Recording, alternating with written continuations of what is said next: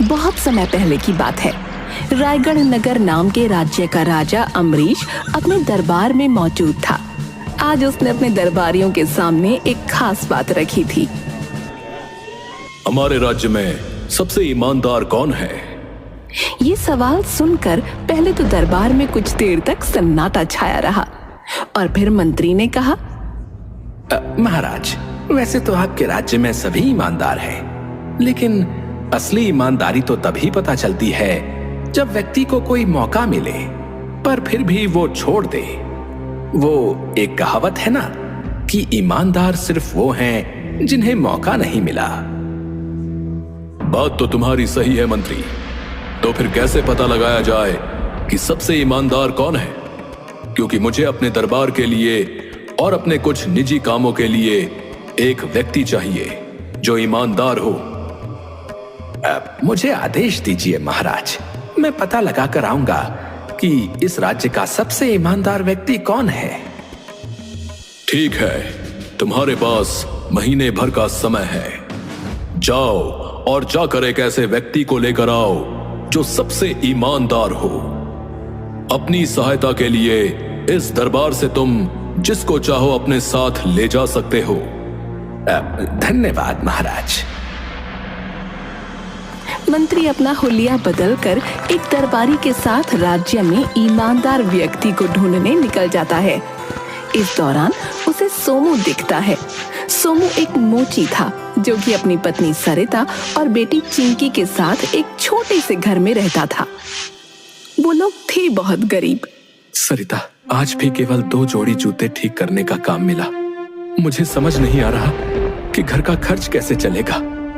आप चिंता मत करो, हमारे पास अभी थोड़ा आटा और दाल बचे हैं, हम उसी से काम चला लेंगे। बाकी भगवान पर भरोसा रखो, वो सब ठीक कर देगा। पिताजी, आप परेशान मत हो। मुझे पता है आप बहुत मेहनत करते हैं और आपने ही बताया था कि मेहनत कभी बेकार नहीं जाती। बेटी, तेरी मासूमियत और हिम्मत ही मुझे जीने की ताकत देती है। मैं वादा करता हूँ एक दिन सब ठीक हो जाएगा। हमारा परिवार साथ है और यही सबसे बड़ी दौलत है। हमें कोई गरीबी हरा नहीं सकती। हाँ सरिता, तुम सही कह रही हो। हमें अपनी मेहनत और ईमानदारी पर भरोसा है और एक दिन हमारा भी समय आएगा। इतना कठिन जीवन होते हुए भी उनकी बातचीत में दर्द के साथ उम्मीद की झलक थी और यही देखकर मंत्री ने सोमू पर नजर रखने की सोची। अगले दिन सोमू अपनी छोटी सी दुकान पर बैठा ग्राहकों का इंतजार कर रहा था। काफी देर बाद एक ग्राहक आया। भाई साहब, ये जूते की एड़ी निकल गई है, क्या इसे ठीक कर सकते हो? जी बिल्कुल, आप बैठिए, मैं अभी ठीक कर देता हूँ। सोमू ने बड़ी मेहनत और लगन से जूते की मरम्मत की। ग्राहक ने जूते को देखा और खुश होकर बोला, अरे वाह, बड़े अच्छे से ठीक किया आपने। ये लीजिए, ये आपकी मेहनत के पैसे हैं, लेकिन आप थोड़े और पैसे रख लीजिए। आपको देखकर लगता है कि आपको जरूरत है। नहीं भाई साहब, मैं ईमानदारी से मेहनत करके ही पैसे कमाता हूँ। मैं मुफ्त में कोई चीज नहीं लेता। अरे मैं मुफ्त में थोड़ी दे रहा हूँ भाई, आपने मेरा काम किया है, उसी के पैसे हैं, बस थोड़े से ज्यादा है। नहीं, पर मैं ज्यादा पैसे भी नहीं लेता। जितना काम उतने पैसे।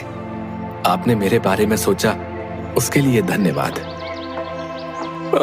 चलिए ठीक है भाई, लेकिन आपकी ईमानदारी वाकई काबिले तारीफ है। मैं प्रार्थना करता हूँ कि आपकी मेहनत रंग लाए भाई। ग्राहक सोमू की तारीफ करता हुआ चला गया। पास में खड़ा मंत्री और दरबारी ये सब देख रहे थे। वो दोनों सोमू की ईमानदारी से बहुत प्रभावित हुए। ये आदमी सच में बहुत ईमानदार है।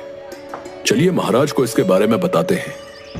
हाँ, तुमने सही कहा, ये ईमानदार तो है, लेकिन हम बिना इसकी परीक्षा लिए इसे महाराज के पास नहीं ले जा सकते। कहीं तब इसने कोई गलती कर दी तो महाराज की तलवार होगी और हमारी गर्दन। हाँ, ये बात भी सही है। तो सोचिए कि इसकी परीक्षा कैसे ली जाए। वो दोनों सोमू को परखने के बारे में सोचने लगे और सोमू एक दो ग्राहकों के जूते मरम्मत करके अपने घर पहुंच गया। जैसे ही उसने दरवाजे पर कदम रखा, उसने देखा कि उसकी चप्पलें घिस चुकी थीं, इतनी कि अब उनकी मरम्मत भी संभव न थी।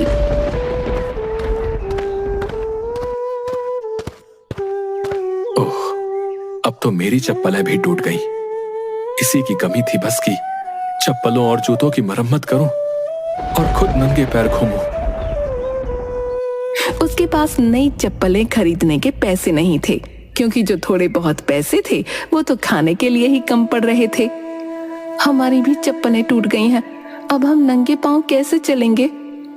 पिताजी, हम नई चप्पलें कब खरीदेंगे? सरिता, चिंकी, मुझे माफ करना, अभी हमारे पास पैसे नहीं हैं। पहले हमें खाने की चिंता करनी होगी। ए जी, आप चिंता मत करो, हम नंगे पांव भी रह सकते हैं, लेकिन भूखे नहीं। हाँ पिताजी, हम सब मिलकर इस कठिनाई को भी पार कर लेंगे। मुझे चप्पलें नहीं चाहिए। चिंकी के मुंह से ये बात सुनकर सोमू को रोना आ गया। वो अपने आंसू छुपाने के लिए मुंह धोने लगा। उनकी गरीबी ने उन्हें नंगे पांव चलने पर मजबूर कर दिया था और नंगे पांव चलने की वजह से चिंकी को ठंड लग गई और वो बहुत बीमार पड़ गई। सरिता, चिंकी की हालत बहुत खराब है, मैं वैद्य को बुलाकर लाता हूँ। सोमू दौड़ते हुए गया और वैद्य को बुला लाया। वैद्य जी, मेरी बेटी बहुत बीमार है, कृपया उसका इलाज कर दें। देखो सोमू, मैं मुफ्त में इलाज नहीं कर सकता, मेरा भी परिवार है। वैद्य जी, कृपया मेरी बेटी की जान बचा लीजिए। हमारे पास अभी पैसे नहीं हैं, पर हम जल्द ही चुका देंगे। वैद्य ने सिर हिलाते हुए मना कर दिया। ये देखकर सरिता ने अपना मंगलसूत्र निकालकर वैद्य के सामने रख दिया। ये लो, मेरे पास यही है, इसे रख लो और हमारी बेटी का इलाज कर दो। ठीक है। वैद्य ने चिंकी का इलाज शुरू किया। ये देखकर मंत्री और दरबारी बहुत दुखी हुए। मंत्री जी, इनकी कुछ मदद करिए, मुझसे ये सब देखा नहीं जा रहा। अब नहीं, हम इनकी मदद नहीं कर सकते, हमें इनकी परीक्षा लेनी है। और वैसे भी चिंकी का इलाज हो रहा है, भगवान ने चाहा तो वो जल्दी सही हो जाएगी। फिलहाल तुम्हें कल मेरा एक काम करना है। हाँ जी, बताइए।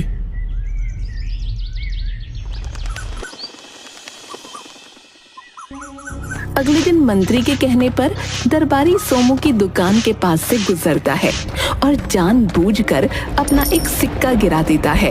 सोमू उस सिक्के को उठाता है और तुरंत दरबारी के पीछे दौड़ता है। महाराज, महाराज, आपका सिक्का गिर गया था, कृपया इसे रख लीजिए। तुम बहुत ईमानदार हो, इसे तुम ही रख लो। नहीं महाराज, मैं सिर्फ मेहनत का ही खाता हूँ, कृपया इसे आप ही रख लें। दरबारी सोमू की ईमानदारी से प्रभावित होकर वापस मंत्री के पास गया और सारी घटना बताई। मंत्री जी, सोमू सचमुच बहुत ईमानदार व्यक्ति है, उसने मेरा गिराया हुआ सिक्का भी नहीं रखा। अब ये बहुत अच्छा है, लेकिन हमें एक आखिरी परीक्षा लेनी होगी। आपको शर्म नहीं आती? एक गरीब व्यक्ति को इतनी बार परीक्षा में डाल रहे हैं, उसकी ईमानदारी तो साफ साफ दिख रही है। अब मुझे पता है, लेकिन राजा अम्बरीश को इस बात का पूरा विश्वास दिलाने के लिए हमें ये आखिरी परीक्षा भी लेनी होगी। मंत्री की बात सुनकर दरबारी चिढ़ गया, लेकिन वो जानता था कि ये आखिरी परीक्षा सोमू की ईमानदारी को पूरी तरह साबित कर देगी। अगले दिन मंत्री एक साधारण आदमी के रूप में सोमू की दुकान पर गया।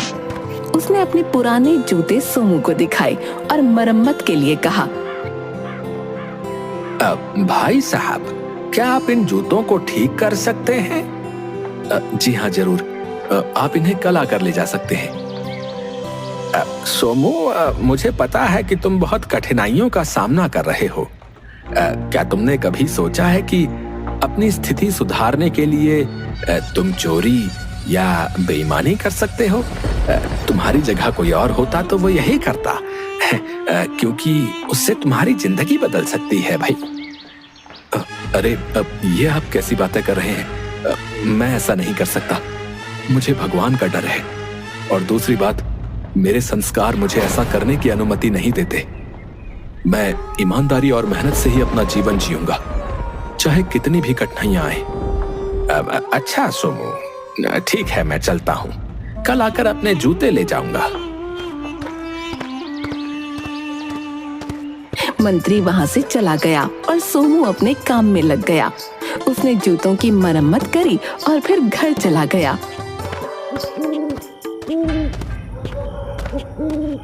रात का समय था और सोमू अपने घर में बैठा था। उसी समय मंत्री और दरबारी उसकी खिड़की के पास आए और बातें करने लगे ताकि सोमू उनकी बातें सुन सके। सुनो, इस मोची को जिसने जूते दिए थे, उसने जूतों के तलों में हीरे छिपाए हैं। हाँ, हमें आज रात ही उन हीरो को चुराना होगा। ये मोची पक्का उन जूतों को अपने घर में ही छिपाए होगा। सोमू ने उनकी बातें सुन ली और चिंता में पड़ गया। वो तुरंत अपनी दुकान की ओर दौड़ पड़ा। जैसे ही मंत्री और दरबारी ने सोमू को भागते हुए देखा, मंत्री ने कहा, देखा, इसे लालच आ गया। तुम इसे बड़ा ईमानदार समझ रहे थे, इसका भी ईमान डोल गया।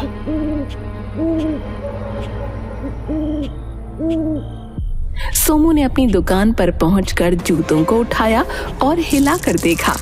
आवाज से वो समझ गया कि उसमें सचमुच हीरे हैं। उसने जूतों को संभाल कर रखा और दुकान के बाहर सो गया। अगले दिन मंत्री अपने जूते लेने उसके पास पहुंचा। तुम्हारा बहुत बहुत धन्यवाद। वैसे तुम्हें पता है, इन जूतों में मैंने हीरे छुपा कर रखे हैं। मैंने तुम्हें जूते तो दे दिए थे, लेकिन मैं सोच रहा था कि कहीं तुम मेरे हीरे ना चुरा लो। अब ऐसे जूते आपको मुझे नहीं देने चाहिए थे। ये तो अच्छा हुआ कि कल मैंने दो चोरों को बातें करते सुन लिया। इससे मुझे पता चल गया कि इसमें हीरे हैं, तो मैं इसकी रखवाली करने यहाँ आ गया, वरना ये चोरी हो जाते। मंत्री को ये सुनकर बहुत हैरानी हुई, क्योंकि वो सोच रहा था कि सोमू को लालच आ गया है, पर वो तो असल में हीरों की रखवाली करने आया था। मंत्री वहां से चला गया और थोड़ी देर बाद अपने असली रूप में कुछ सिपाहियों के साथ वापस आया और सोमू को ले जाने लगा।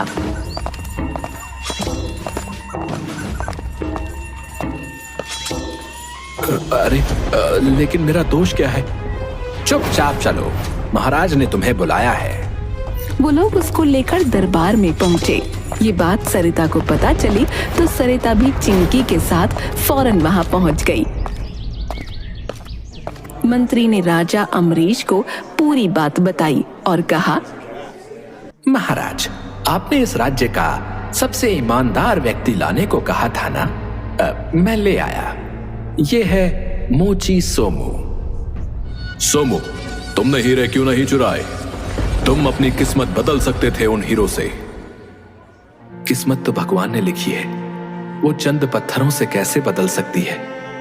बल्कि अगर मैं ऐसा करता तो खुद की और अपनी बेटी की नजरों में गिर जाता। मैं अपनी बेटी को गलत संस्कार नहीं दे सकता महाराज। मंत्री, आपने सही कहा, यह सबसे ईमानदार इंसान है, क्योंकि यह सिद्धांतों का बहुत पक्का है। सोमू, आज से तुम मेरे राज्य के खजांची और मेरे निजी सलाहकार हो। तुम्हारे परिवार की जिम्मेदारी मेरी। आपका बहुत बहुत धन्यवाद महाराज। मंत्री, सबसे पहले सोमू और उसके परिवार को अच्छे जूते पहनवाओ। जी जी महाराज। वाह, नए जूते। हाँ, नए जूते नन्ही गुड़िया। और अब कभी तुम नंगे पैर नहीं रहोगी। और कुछ इस तरह सोमू की ईमानदारी ने उसकी पूरी जिंदगी बदल दी।